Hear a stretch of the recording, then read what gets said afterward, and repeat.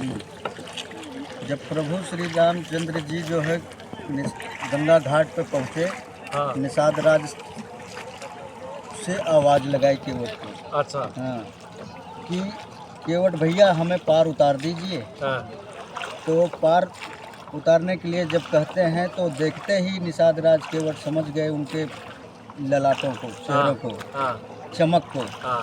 कि ये तो रघुकुल वंश के ये रामचंद्र जी, विष्णु अवतारी रामचंद्र जी हैं, और माता सीता जानकी हैं, ये लक्ष्मी अवतारी हैं, हाँ। हाँ। और शेषा अवतारी हैं लक्ष्मण भैया। हाँ। ये तो तीनों मूर्ति ये वनगमन में चले हैं। हाँ।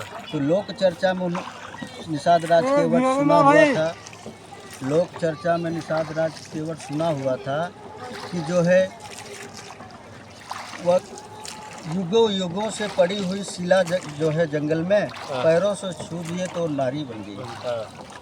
तो इसी डर के वजह से तो जब भगवान राम पार उतारने के लिए केवट से विनती करते हैं तो कहते हैं तो केवट भी हाथ जोड़ के खड़ा हो जाता है कि बोला प्रभु जी आपके तो जादूगर पाँव हैं, आपने पत्थर को पैर छू लिया तो नारी बन गई।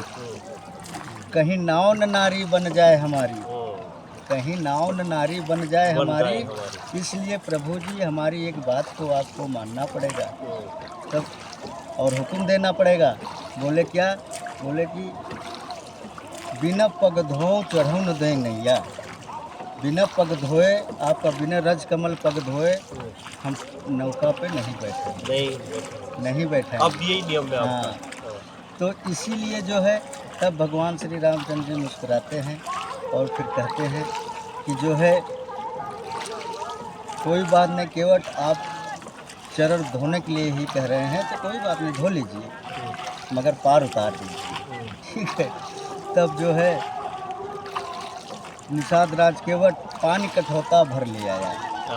तो गंगा एक कठौता होता है लकड़ी का तगाड़ी जैसा, तो पानी कठौता भर ले आया, गंगा जल को भरा। गंगा जल को भरने के बाद में भगवान श्री रामचंद्र जी को ज़मीन पे ही पैर धुलाने लगा। जब ज़मीन पे पैर धुलाने लगे तो उनके साथ सीता मैया थी, उनके साथ सीता मैया थी और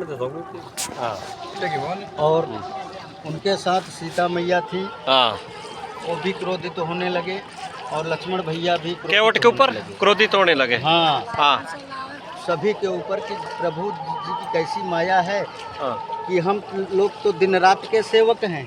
लक्ष्मण जी भी